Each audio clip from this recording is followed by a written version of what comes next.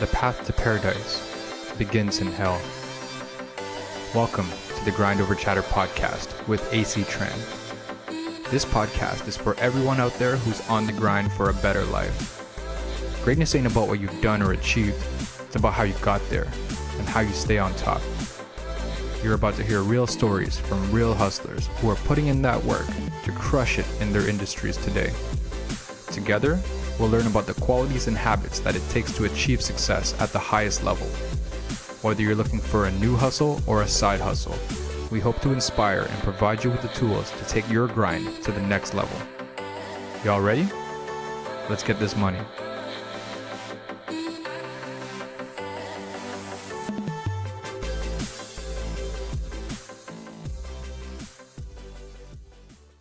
Ladies and gentlemen, welcome to the Grind Over Chatter podcast, episode 4. With me today is a dear friend who I haven't seen in quite a while, so this is a nice treat to catch up. We both went to college at Wilfrid Laurier University, but time has brought us both on two very separate paths. Luckily, due to social media, I've been able to keep a close eye on my buddy, but I've just been blown away at what I've been seeing from him. As if living and working in Japan for the last 9 years wasn't already cool enough, he was able to build a YouTube channel based on his passions and interests in the underground car culture of Japan and has amassed almost 150,000 subscribers and over 7.5 million views. Wow. My guest today, coming live from the land of the rising sun, more specifically Yokohama, Japan, Albo Agunday. How you doing, man? Welcome to the show. Thanks for having me on, man. This is gonna be fun. I love doing these podcasts. For sure, man. Me too. And it's so nice just to get a chance to catch up as well. So we both graduated around 2010. Tell me where your life went from there. So after that, I decided to apply to a program called the JET program, which is basically, it stands for the Japan English. Oh man, it's been a while. Hang on, it's been a while. Yeah, Japan Exchange and Teaching Program. Okay. And basically, it's a Japanese government organization program where they take people from various different countries around the world and they basically put them into local schools, city halls, kindergartens, places like that to get them to get the communities to have more exposure to people from different countries, because a lot of towns in Japan are really, really remote, and a lot of people have never ever seen a foreigner. So I think one of the Japanese government's main aims with this program was to basically internationalize the people of Japan, and it's been going on for about 30 years. So I joined that program after we finished school, and I did it for 5 years, and then I did some other things for a couple years, and now I'm working a corporate job here around Tokyo, here in Yokohama. So why Japan? Why'd you pick Japan? I mean, growing up, I watched a lot of anime and watched a lot of Japanese dramas, and there was always like this mystique to Japan. There's always this, it's kind of similar, but there's so many elements that are completely different. So it always felt like a place I knew so well, but I had never been to. And I always was yearning to confirm for myself if those preconceptions that I had were actually realistic, if it was going to live up to this image I had built up for myself in my head. And, of course, I always wanted to go to Japan on vacation or to come here on a student exchange, but I never really had that opportunity. And I thought, okay, well, straight out of university, I have, at the time I was working at a bank, at TD Bank, and I was like, I could see where my life was going. If I stayed in that position, I could kind of look down the hall literally and see, okay, if I stay here, I'll get a promotion, I'll be further down the hall, and like maybe that like there'll be like a corner office in like 5 or 10 years. You might get a window seat or something. Right. And I saw that person and I was like, well, they seem to have an okay life, but it was kind of not what I wanted for myself. And I thought, okay, there's an opportunity here. This is a really interesting program. I did a lot of research about it. It seemed reputable. It didn't seem like a scam. It didn't seem like something I would regret. And I basically applied, and I tried to put together the best application possible. And somehow I got selected from all like the thousands of applicants. The overall intake rate is, I think, around 17% or something. Hmm. So it was quite fortunate for me to be able to get into it. That's awesome, man. So when you first got there, did it live up to the mystique, as you mentioned? Yeah, I mean, I'm gonna sound like a total weeaboo. So this is a word that people use to to disparage fans of anime. Uh, but you know what? Like for me, honestly, like living in Japan felt like I was living in a Studio Ghibli anime, or because especially because I was living out in the countryside of this area called Gunma, Uh-huh. which some people might know as the location, the setting of this other anime called Initial D. Mm-hmm. And yeah, so like my life felt half like Studio Ghibli because it was in the mountains of Japan, surrounded by these lush rice fields and these rolling forests and beautiful azure blue skies. And at night I would hear like the screeching roar of like these like screeching tires and engines like kind of reverberating across the valley. Mm-hmm. And I was like, wow, this is like Initial D. Like I bet there's well, there was obviously people like doing car stuff, right? Mm-hmm. And when I would go for drives up the local, we call it toge, which means a mountain pass, Mm-hmm. up the local mountain pass to one of the schools that I would teach at.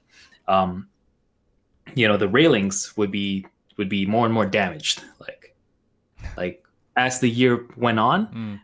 they would get more and more and more damaged until suddenly they would be brand new. They would be replaced, and there would be like patches of burnt rubber, kind of like streaking across or down the road. Mm-hmm. And I was like, okay, this rubber is still fresh. Like, what is going on here, right? Mm-hmm. So for years, actually, for a couple of years, I kind of had assumed that the world of underground like drifting as it's shown in Initial D Mm-hmm. I was like, okay, this is probably just like an anime and this is just not a realistic depiction. But I always kind of thought, okay, there's something there. And over the years, I had more and more of an opportunity to kind of explore that world. That's awesome, man. How were your first couple of days out in Japan, though, when you first moved out there? Did you have any culture shock or anything? Because you didn't speak the language when you got out there, did you? Right. I mean, we had a couple weeks of like a crash course in basic Japanese. Mm-hmm. Of course, once you get on the ground, you've forgotten almost everything except where's the toilet and thank you and just a few basic phrases, right? So I couldn't really speak any Japanese. Fortunately for me, with the JET program, it was incredibly supportive. So Mm-hmm. there was like a very strong and large and robust support network. And so even my closest peers, there were a bunch of other we call each other we were called jets, and there were a lot of jets in my city. There was like a handful of us, maybe like Mm-hmm. five or six, and we lived in the same building. So whenever I had issues, I could go to my senpai, which is it means like senior, Mm-hmm. and they would always give me advice and they would take me around and show me like these different places and help me get a lay of the land and also help me get everything set up. And aside from that, I also had a um, what was it called, like a supervisor from the local board of education. And Mm-hmm. she was a really really wonderful woman. She spoke a little bit of English and she always did her best to help us and to make sure that we had what we needed to get set up and to get our life going. And I was really lucky because there was always that support structure and network there, which for other programs, might not be as robust or might not even exist. So I was really fortunate. That's really cool, man. If comparing life from there to here, what was the hardest thing probably to adjust to over there? I would say the hardest part was just being away from your friends and your family. Yeah. You know, that's that's like you miss just life back home. Mm-hmm. I think at the beginning, of course, there's going to be a bunch of like difficulties with speaking to people or navigating through the town, like just getting the lay of the land and understanding how things work. But I think that phase passes after like a month or two. But then the homesickness starts to creep in a little bit, Yeah. especially the more isolated you are. Um, a lot of my friends, a lot of the Jets were actually placed in really, really, really, really remote towns with like 200, 300 people. And it was like a 2-hour drive to like the nearest slightly larger town. So, I can only imagine for them how much more challenging it was. Mm-hmm. Uh, but I think, everybody who comes here, they kind of, you know, especially in 2019, you can pretty much get everything that you miss from back home. You can order stuff on Amazon. There's Yeah. there's a lot of Costco's kind of relatively nearby if you're willing to make the trip. So you can get the things that you miss from back home with a little bit of effort. But like you can't always bring like your friends or your family or your like your mom or your dad or be For able to see sure. them. Of course we have like Hangouts and Skype and social media, but Just ain't the it's same.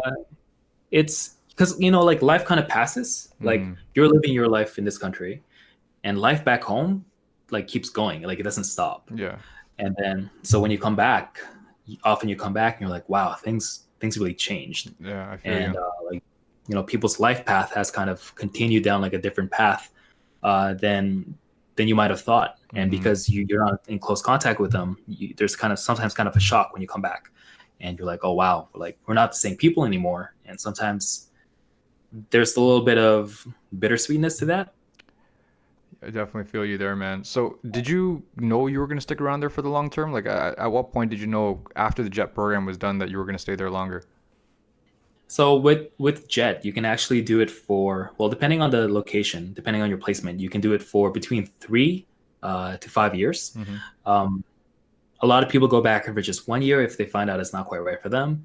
Yeah. For me personally, I thought I was going to stay for 2 to 3 years and come back and pursue a corporate life, like working in Toronto or something, right? Yeah. Um, but I think maybe somewhere around towards the end of the first year, I could see myself staying for several years more. Mm-hmm. And the second year passed, and the third year passed, and then fourth year passed, and I was like, okay, once I was like halfway into my third year, I could foresee myself staying for the full 5 years.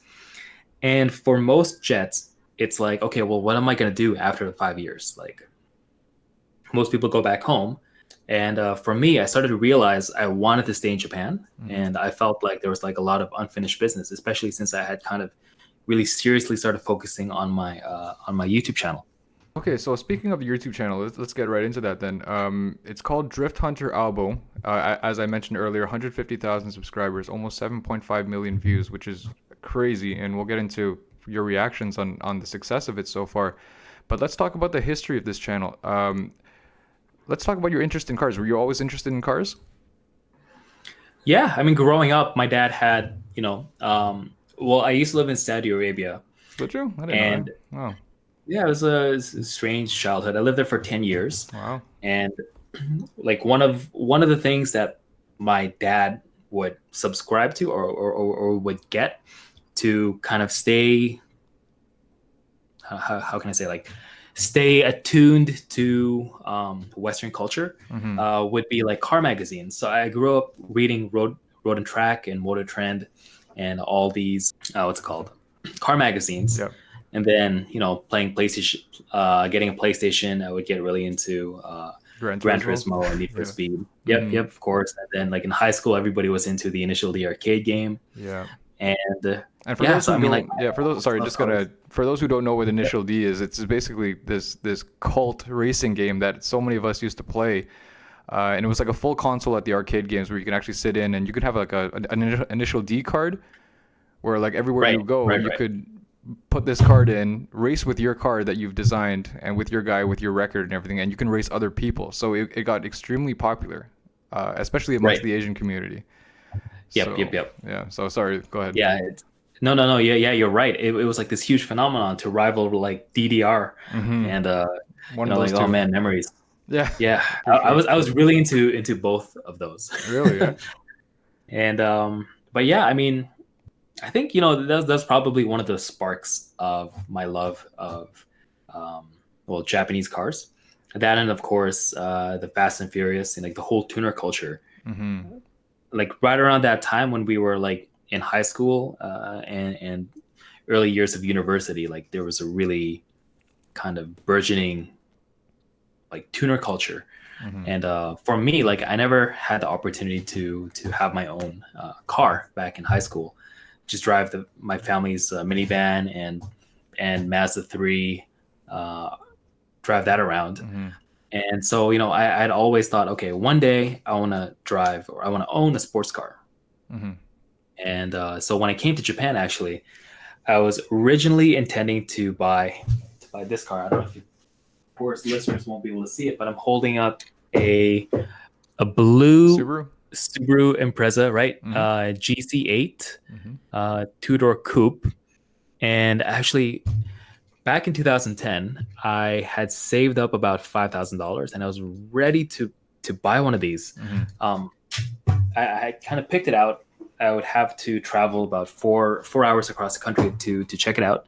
But a couple days before, I think 1 or 2 days before, my next door neighbor actually suggested that I give her black Mazda Miata Mm-hmm. a quick spin, just like this. Yep. And I took it for one drive down the road and fell in love with the fact that I could put the top down. I was like, this is the best thing ever. Nice. Plopped down $2,000, and I was like, it's no take backs, it's mine. And yeah, I think that's where the whole that's where like the channel kind of started, I guess. Mm-hmm. Actually, no, that's not quite right. So now my channel is mostly about Japanese underground car culture, and I'm also trying to incorporate other elements into that. But back then in 2010, I had originally started the channel to just show my friends and my family what life was like in Japan. Mm-hmm. And I would show like, okay, this is my Japanese apartment. This is the local supermarket. These are like our weekend adventures, like this kind of thing. Mm-hmm. And like the car stuff was kind of like my personal like passion, like my interest. And I didn't really realize that there was like this huge interest in that world.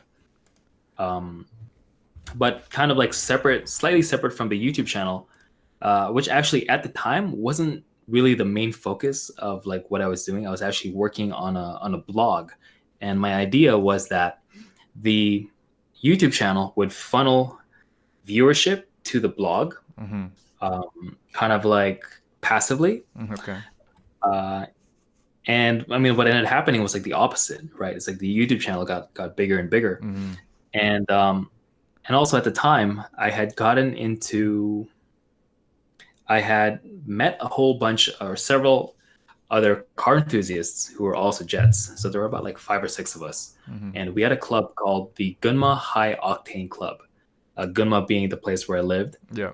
and High Octane Club because everybody except for me drove a car that required high octane. Mm-hmm. So I had somehow managed to sneak my way into this little group, and we would go for drives, basically up and down the local mountain passes, up and down the local toll gates. Like the actual mountains that were in Initial D. Yep. Yeah, the actual mountains.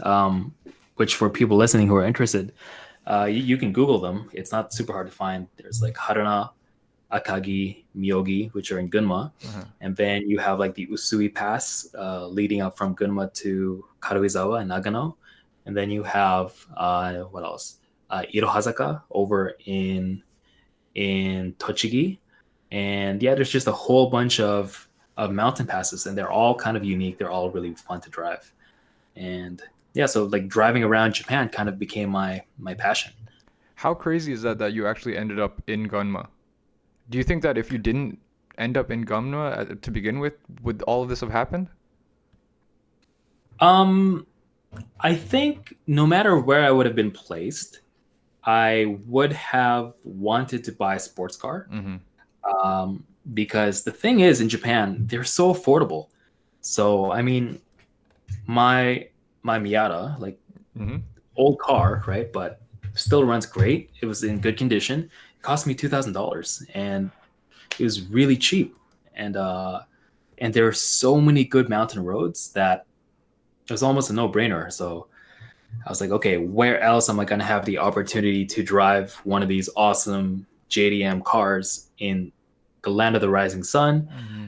I mean, like it's never going to happen again, right? I mean, like even if I were to go back home and buy like another sports car, like a newer 86 or like a 350Z or something, Mm-hmm. you know, like living in Toronto, it's just straight roads. Yeah. It's like a grid, right? Yeah. And And there's so it's traffic like, cops everywhere too, so yeah. So it's you know, I'm glad I had the foresight to get into like all this car stuff. mm-hmm. And I think no matter where I would have been placed, I would have picked up a car and started driving around like the local roads. It's just actually, it's interesting because sometimes I think it's not quite just random luck, Mm-hmm. and there's almost some weird like elements of like fate.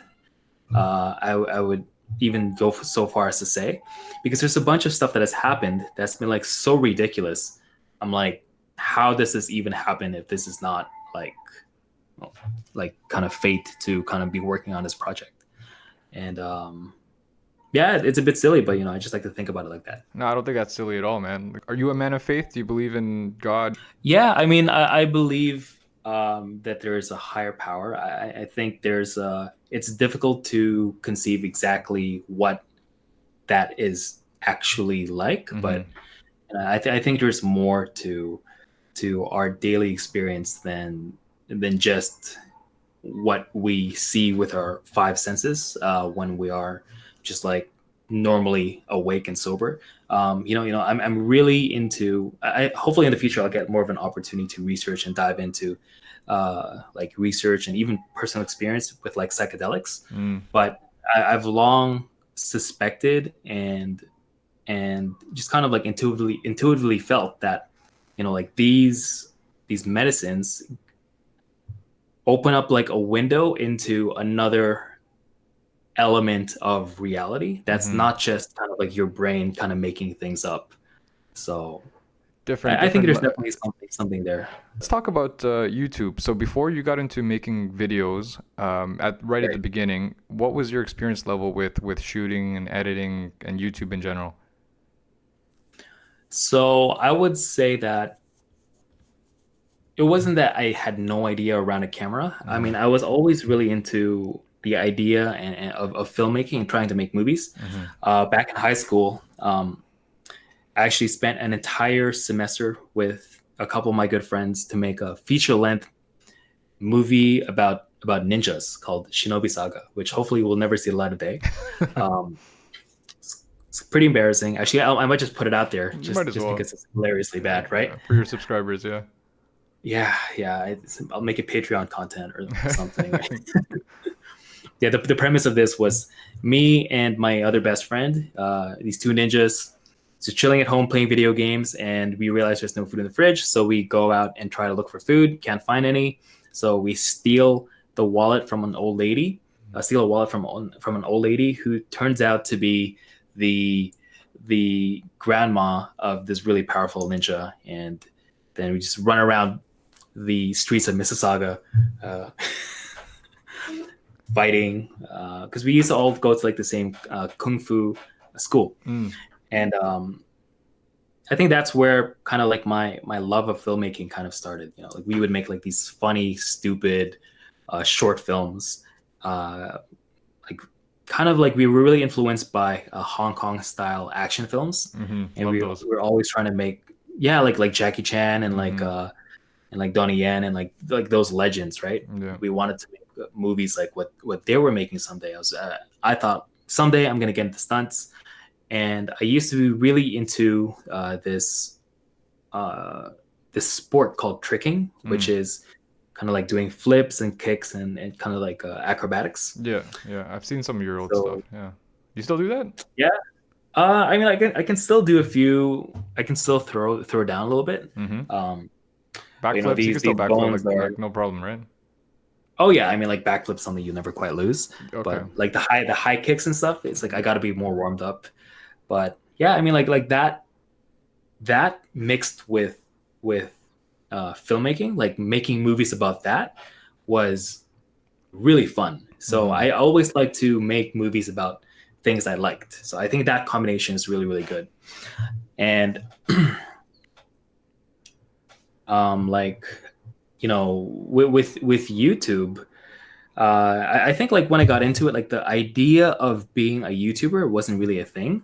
I had made the account back in like 2006. So like right when YouTube was like created, actually, right? And but I never really took it seriously as like a platform for being a creator or YouTuber, so to speak. Because at the time, like none of us realized we'd become like this huge thing, right? Even by 2010, like it still wasn't apparent. Like there were still just people putting up stuff on YouTube, but there wasn't anybody who had really, really, really, really blown up as like a globally famous YouTuber. Like I don't think that was a thing until like 2012. But I think like a little bit of that experience from these media classes in high school and just trying to shoot stuff with my friends, you kind of get a sense and understanding of how to use a camera. But then it's a whole different ballgame actually to take that filmmaking skill set. It's just one of the skill sets you need to be a YouTuber or a YouTube creator. For sure. And are you editing yourself now too? Yeah. So I edit everything, shoot everything, edit everything, or almost shoot everything. Like now I've got a small team, and we go out and shoot a lot of stuff together. Nice. But for the better part of the past 7 or 8 years, yeah, I just shot and edited everything myself, and it's just a learning experience, right? It's like you put something out, and it's probably going to be pretty shit, and then you're gonna put the next thing out, and it'll be either just as shit, or hopefully you learn something. Hopefully you learn maybe something. try, like hopefully, right? Yeah. Like you never know. It's like Yeah. like you go through like these long periods where you think you're putting out something amazing, and then when you look back on it years later, you're like, what was that? That was a disaster. Oh yeah. That's where I'm at right now. My YouTube videos are trash. They're basically like how it looks right now, like me in front of a webcam. But I'm gonna get better though. I invested in some gears, so hopefully it gets a little bit better. I was gonna show a clip of your introductory video. So and just tell me a little bit about this video before I play it for the audience. But was this your first video that you created? It's the Inside the High Stakes one, like the one that has 2 million views. Okay, so I think this one is inside the high stakes world of man, I forget the name of the whole thing. It's, I have it right here. Inside the High Stakes World of Tokyo's Loop Racers. The Roulette Suku. Yeah. Right. Yeah. So I mean, that one was kind of, how can I say? Like it took all the learnings from kind of years of making videos, and I would watch a lot of like Vice and a lot of like other like more professionally produced documentaries, and think, okay, what are these big platforms like Vice and like like National Geographic or what have you? How do they make their content incredibly engaging and fun to watch? And I try to take that idea and incorporate like, because if you just take like a TV style, it doesn't often map to YouTube and onto like that kind of platform. So there has to be like a mix where it still feels slightly natively YouTube, but it also has elements of like a more professionally produced work. And I would say like anything you see on TV, it might look really slick and professional, but you could probably accomplish that if you just Googled for like 5 hours and figured out how they do those effects and how they do like that kind of that production and just try to make something similar. You can get like 80% of the way there, I think. And yeah, so this one was kind of like, I didn't actually expect it to be as good as it turned out to be. It went through like a whole bunch of different edits, and I think just trying to look at other documentaries and incorporate cool ideas from those, it happened to come together really well. That's awesome, man. Okay, so I'm gonna show the video. I'll let you know when it's done because you can't hear it or see it. But I'm gonna blow it big on the screen. I'll play about the first minute of it, which is just the introduction. And then I'll cut back and I'll let you know when it's done. Okay, I'll watch it myself too. Yeah. All right, so let me full screen this. This is a chronicle of my personal experience exploring the underground car scenes of Japan. Follow my journey and discover the rich culture and history of street racing, drifting, and everything in between, here in the land of the rising sun. This is The Hunters. Since I moved to Tokyo, I've been exploring the underground car scene here more and more. While in Gunma, people race and drift 90s sports cars on the mountain roads. In Tokyo, the lack of toge and the high cost of living gave rise to a different type of street racing subculture. Racing on the Wangansen and Shitoko, the inner city highways of Tokyo. Here, it's all about exotics, big power, and pure speed. In this and future episodes, we'll dive into the history of the various street racing teams that inspired pop culture and meet the Rurettozoku, street racing tribes who gamble their lives on the highway loop.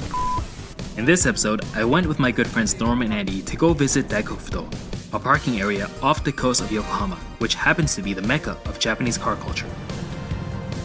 We're here at Daikofuto. It's really, really busy, of course, because it's summer, and so hopefully there's going to be a nice range of different... All right, I'll stop it right there and I'll let the audience watch the rest. But that was awesome, man. Just from watching that alone, I could tell how much attention to detail, and I can actually see what you're talking about now when you say that, you picked apart a documentary that you would see on Vice, like scene by scene, cut by cut, analyzed it, incorporated it into this video. So I think that's a great thing that you did right there.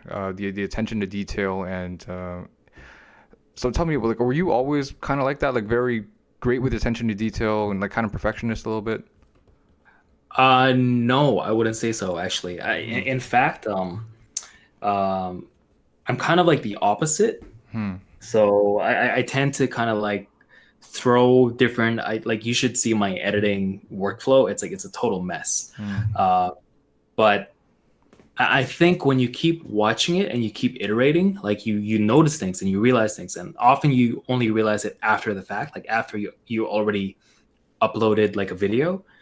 And then it becomes glaringly obvious, especially when you show it to somebody and you watch it alongside with them. Yeah. You're like, oh my God, okay, like this is too long. And so you get a really good sense of the correct timing and like when a cut should be, and like what kind of scenes are interesting. I think if you're too much of a perfectionist, it's actually bad, because then you get scared of putting things out. And that's definitely something that's happened with me. It's like, oh man, like I might as well just put another 5 hours into this or another 10 hours into this. And sooner or later, you've been working on this thing for like 3 months and you've barely made any progress, and you end up scrapping it because you're like, it's shit anyways. So like on some level, you have to put it out. And sometimes you have to put stakes against yourself to force yourself to release something. So what I mean by that is like one of my strategies is like I'll give a friend $100 and tell him, okay, I have until this date to release it, or you can keep it. And then oftentimes that date passes, right? And then I'm like, oh shit. So I'll tell my friend, okay, I'll double the ante. I'll give you $200 and give me another 5 days, and then I'll definitely get it out. And then it gets finished, right? Wow. So you need to force those deadlines sometimes, especially when it's something that you're creating for yourself, like just your thing. Yeah. For sure. And there's no hard external deadline, like if at work or in your actual job, right? Yeah. And then I think like when I look at my videos now, it's glaringly obvious to me what what is wrong with like every scene, right? But for somebody just watching for the first time, they're like, they just okay, it feels right. Like Yeah. they know everything that like they if there's something wrong with it, they won't be able to explain it, Yeah. but I will. But then if I tell them what's wrong, they're like, oh yeah, that's right. Yeah. So like one of the things that I find helps me is to actually write down what I think is wrong with like the last video and refer to that when I'm making like the next video. Uh-huh. And so you kind of have like a list of pitfalls to avoid, and also like ideas that you realize that you should have implemented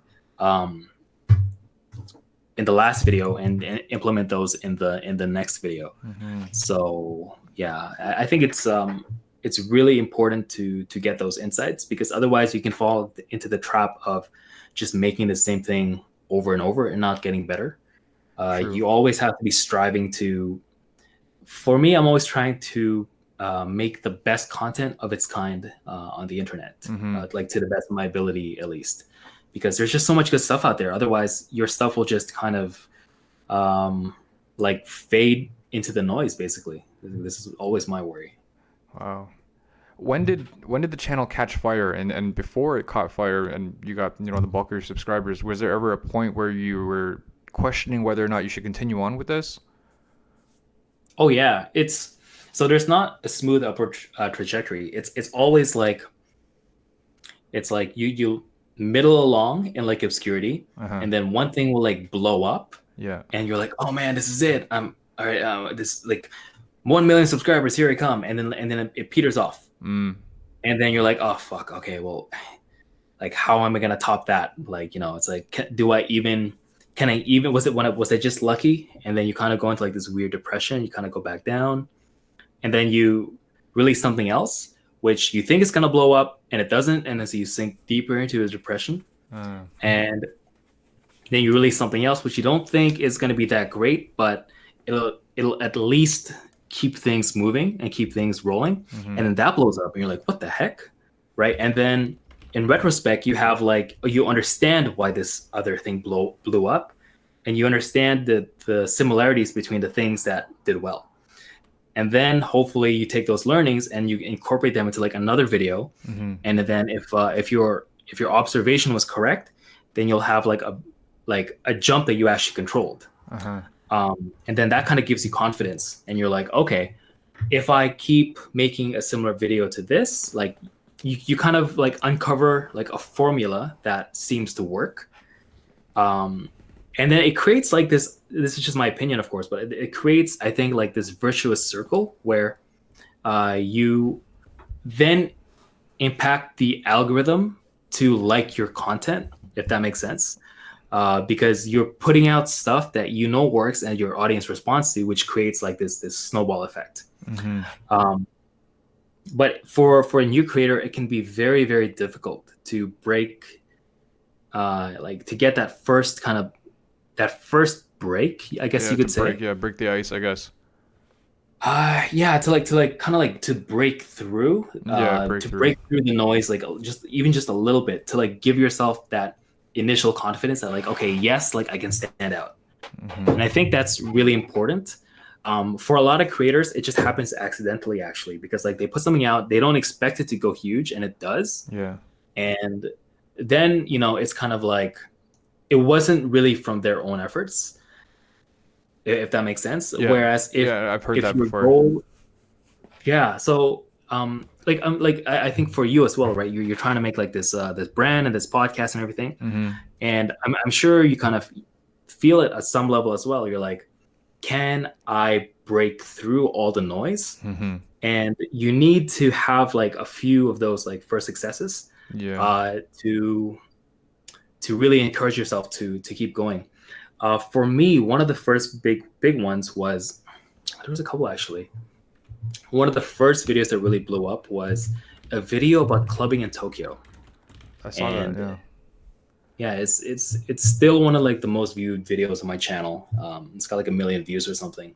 But it's basically, I just took my camera to one of like the hottest clubs in Tokyo, and just filmed like this like 4-minute snippet of like this is what the scene is like, right? And that blew up organically. And then released another video about like these dancing Elvis looking guys. Like they're called rockabillys, and every Saturday or Sunday they hang out at this park in Tokyo called Harajuku Park, and they basically they do this weird combination of dancing like from the 50s with like a mix of like break dancing.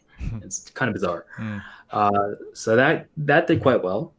And then I released what had happened actually was one of my friends in that car group, the Gunma High Octane Club, he was a drifter. It's quite hot. Let me open the window over here. He was a street drifter from South Africa, and he himself had kind of became a part of the Japanese underground car culture scene, and he had made friends and started going drifting. And one night he invited me to come out with him. So I came out, and I've told this story a bunch of times on previous podcasts. So if you guys are interested, come check out my podcast as well and look through some of the archives.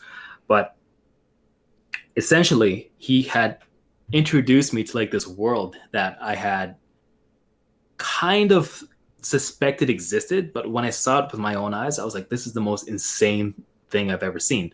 So I was like standing like here, right? We got to the spot. I was standing here. I got out of the car. I was standing here, and I heard like this super loud, like screeching of tires and the engine just like hitting the red line, hitting the limiter. And I see like the lights flash from like around the corner, and suddenly like your listeners won't see this, but viewers might, or viewers will see this. But I was like standing here, and suddenly this car comes around the bend, so close, like I could touch it. Wow! And like I happened to catch it on film, and it was like the most insane thing I'd ever seen in my life. Wow. And I was like at that exact moment, like it was so close, I could touch the hood, like 40 inches forward, and I would have been like a human crayon. Jeez. And it was like, this is the most insane thing I've ever seen in my life, right? And so I made a quick video of that experience. I uploaded it, and it actually, nobody really cared. Like nobody really saw it. It got maybe like 2,000 views or something, and I kind of forgotten about it. But as time went on, I had started working some other projects, and I realized, like, as I started driving more and more and more, because at the time I was kind of like a street racer. I was, I didn't take it as seriously as like the Japanese guys, but I would often go out and kind of go, like, racing on the mountain passes, and like if I saw somebody else, we would get into like a little bit of a battle. Like that's basically what it is, right? To be like a hashiriya or a street racer in Japan. And I was like, okay, this is really cool. Like more and more I realized like I had to make something substantial about it. So actually what I did was I just took that first video that I made, and I cut it up a little bit, and then I sent it into several blogs, and Kotaku picked it up, and they did like this feature article about that video, and overnight it got like 80,000 views. Wow. And like hundreds of people like commented on like the Reddit post that I had made, and like sent me DMs and emails and private messages, and they were like, dude, this is incredible, you have to please make something, like more videos about this world. And I had realized that like from talking to the people, the other like Japanese guys, they explained to me that every year there's like less and less people, and like the scene seems to be like dying out, and like people just aren't interested in cars like they used to be. And I was like, oh man, there's like, this is disappearing, and there's nobody documenting any of this. And so I felt like there was this responsibility on my part as like literally the only foreigner some of the guys had ever seen to and like at that point I had befriended them, and like we were friends, we'd go driving and stuff. And I had started to explain like the idea of like, okay, like guys, I'm thinking about making this documentary, and they were really supportive. And And that's how the whole Drift Hunter thing started. I realized I had like this unique opportunity to make something that like to document a slice of history that otherwise might just vanish, and nobody would have known it existed. Wow, that's quite the story, man. So, talk me through the feeling. Like, how did it feel when everything blew up, when you had those 80,000 views overnight and all those comments, your inbox blowing up and everything? Like, tell me what your emotions were at the time. Part of it was mm, like on one hand, I was like, I knew it. I was like, this is obviously super cool, and I Mm-hmm. just needed, I needed, I knew that I needed. Um, how can I explain this? I was like, I knew that if I had just put it on YouTube and had trusted that the algorithm would figure things out and get that video to blow up, the likelihood of that happening was lower than if I put the effort to get somebody who had a larger platform Mm, and get them to feature it. Like there was a higher likelihood that it would blow up. true. Um, because I had shown like the earlier cuts to like several friends, and they're like, "This is insane! Like, this is super super good." Mm-hmm. And so I knew that if I could get somebody in a like higher position of power, I guess you could say, to see it, that they too might be like, "This is great." And so I just grinded really hard to get somebody to see it. And like once Yeah. I was able to get, like that person on Kotaku to feature it, I was kind of like vindicated. And I was like, okay, I was right. So like for me, that was a big like confidence builder, because, you know, it's like one of the things that I was really, really right about. And I Mm-hmm. kind of was able to see it through. On the flip side, I was working on a different project actually, which was called the Jet Coaster.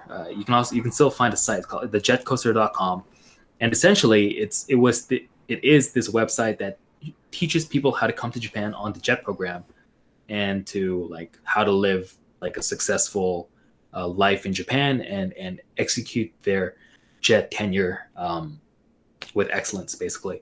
Mm-hmm. And so I was juggling like these two projects, right? And suddenly, like the jet coaster was like kind of swimming along. It was like it was growing. I had managed to grow it out into like a team of like 20 people. I brought a co-founder, and like we were even thinking about looking for investors. And suddenly, like the Drift Hunter thing, like really blew up, and I Yeah. was like, shit, like which one am I truly passionate about, right? Yeah. And like even like now you could say everything's kind of coming full circle, Yeah. but at the time I had to make a call, and I had to make a decision, and that decision was actually like helped by the fact that I knew I was going to finish jet after 5 years, and I had to um, figure something else out afterwards, and I probably wouldn't have the same interest for jet program related projects. Mm-hmm. And so I decided to start focusing more on Drift Hunter. And because I had gotten that initial, like that really big breakout hit, I was really vindicated, and I felt like, okay, I can actually do something here. And so I actually I did like a crowdfunding campaign to raise like a little bit of money and awareness Mm-hmm. to buy a better camera. Um, Sony A7S, Mm-hmm. which is really, really good in low light. Because the thing about filming in the mountains is literally there's no light. And you're in the There's dark, yeah. only the light, Mm-hmm. from the dark, uh, light from the dark. There's the light from the moon, the stars, and the headlights, and like Mm. that's about it. That's it, yeah. So like literally, it's pitch black because it's like this deserted um, mountain pass, like in the middle of nowhere, and there's no, well, in some places there are street lights, but in like a lot of places I was filming there were no lights. Mm. So we needed something that could actually capture what was happening, right? And yeah, it was just to see it kind of blow up more and more and more, Mm-hmm. was really awesome. And like as time went on, like all these other thoughts started running through my head, such as like, okay, I love this. This is I'm incredibly passionate about it. Mm-hmm. Where is this going? It's like what am I doing with my life, basically. And this was like, I was coming up on my 5th year of being on the jet program. Yeah. And I had to figure my shit out. I was like, okay, well, I can't just stay here in Japan and make YouTube videos, or could I, right? And I guess fast forward, you guys know the answer. But like, that was a real crisis right there, because I was like, okay, the smart thing would be just to go home and find another bank job, right? And sometimes you gotta not go with what the smart thing is and go with like what your heart wants. Yeah.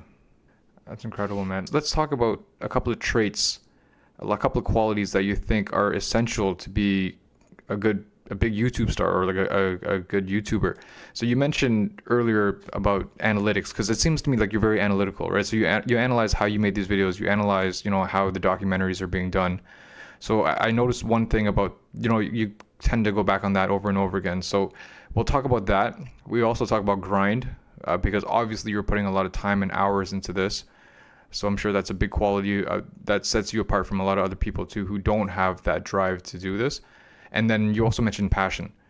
I'm a huge believer of passion. I think passion is one of those things that it's like a kick in the ass, but then it'll literally keep on motivating you forever. It's a fulfilling motivation, in my opinion.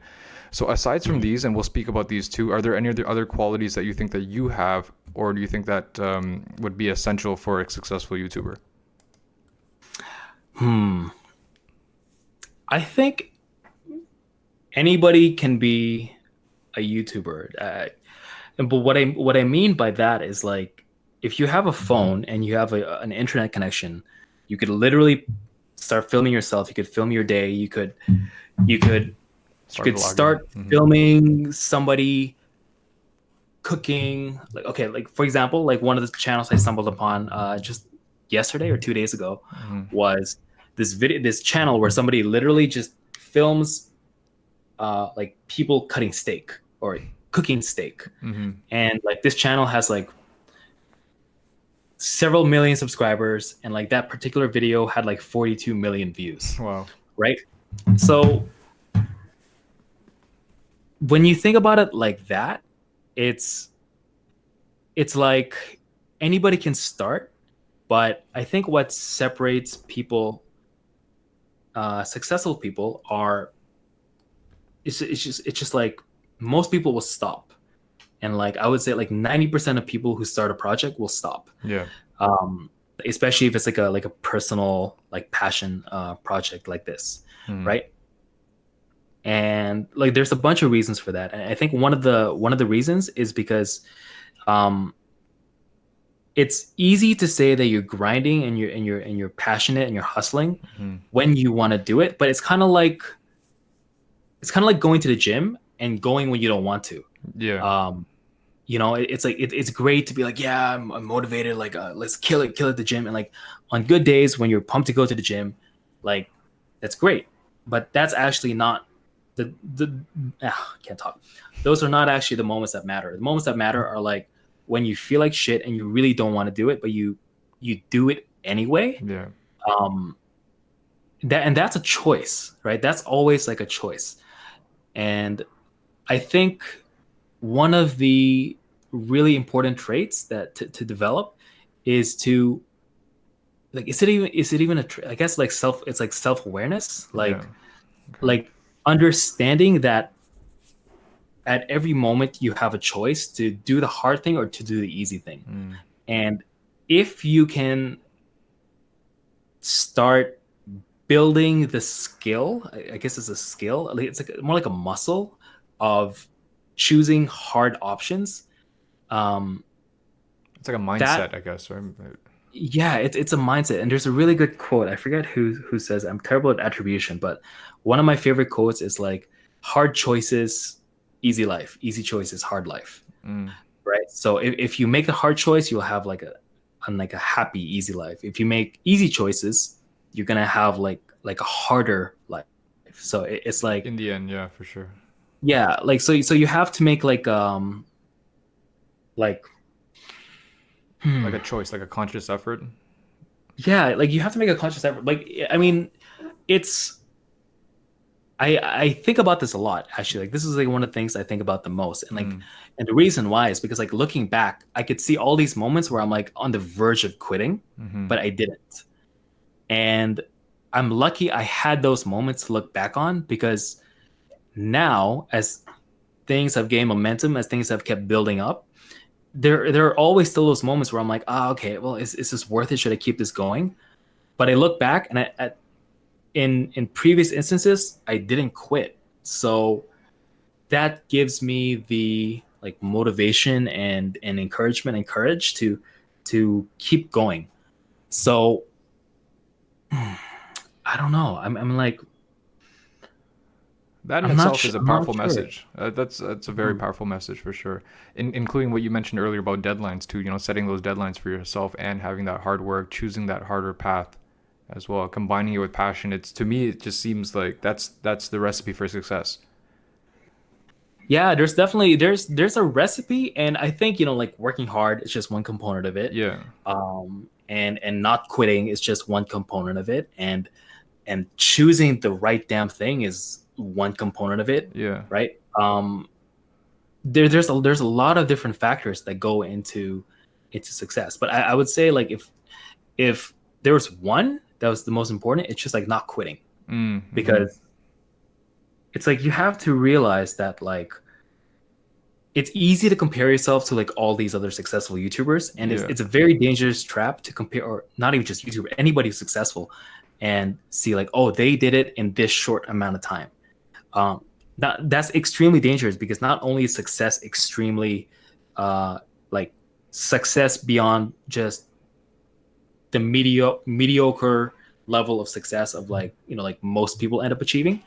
Um, any kind of like great success or accomplishment or anything, it's there's very few people who manage to accomplish that, and then there's an even smaller percentage of people who manage to accomplish it in a very impressive amount of time. mm-hmm. Like most of the time it'll take you like 3 years, 5 years, 10 years, 20 years, right? Mm-hmm. And I think it's important to ask yourself, it's like, are you willing to work on this for 5 years or 10 years, right? Like, so I think it's important to kind of sit down and kind of map out like where you see your life, Mm-hmm. and not just like the best case scenario where it's like, okay, in 10 years I want to be this successful. Okay, Yeah. what if you're not? Like, what if in 10 years you're still where you are? Can you handle that? Like, will you be okay with that? So I think you always have to be constantly self-reflecting, and um so maybe that is a really important trait, like just like being able to self-reflect honestly, and to look at yourself honestly and ask yourself like these questions, and like and really answer them instead of just like kind of passing them over in your head, being like, yeah, it'll work out, it'll be fine. um It's a very yeah. powerful message, man. What about it's related to your self belief and not quitting, but your level of self belief. How can you describe your level of self belief throughout this whole thing? Yeah, I mean, it definitely ebbs and flows, it goes up and down. Like if you compare, it's I think like the big trap is comparing yourself to other people. The compare, So yeah, just comparison like you trap, don't yeah. do that. You just compare yourself. Yeah, yeah. It's this horrible trap. So you just need to compare yourself to who you were yesterday, which is Mm, like, it's easy to say, it's hard to do, right? Because like you're constantly surrounded, like especially on your Instagram feed, you scroll and you're like, oh man, this person's killing it. Especially if they're like your somebody you kind of grew up with.